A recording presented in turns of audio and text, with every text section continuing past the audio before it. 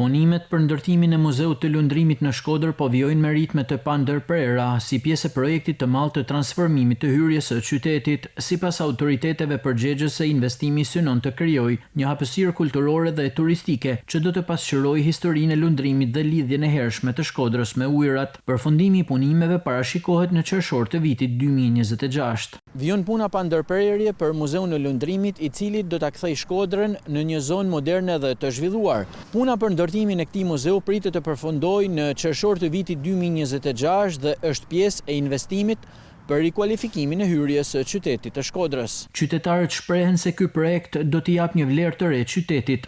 Punimet të u bërë shumë të bukura për të mirën e popullit Shkodrës është, edhe qytetarët e kalojnë më mirë. Dalin e bajnë një xhiro. Kujtohet lundërimi që kanë ardhur lundrat prej detit dikur motobarkat e kanë pru Kallamaqezjana këtu. Kështu që e kanë bërë mallna e. Kështu që për mirë është ajo punë. Domethënë kujtohet e kalumbja, historia e Shkodrës. Bukur. Mirë, po besoj se do të jetë mirë.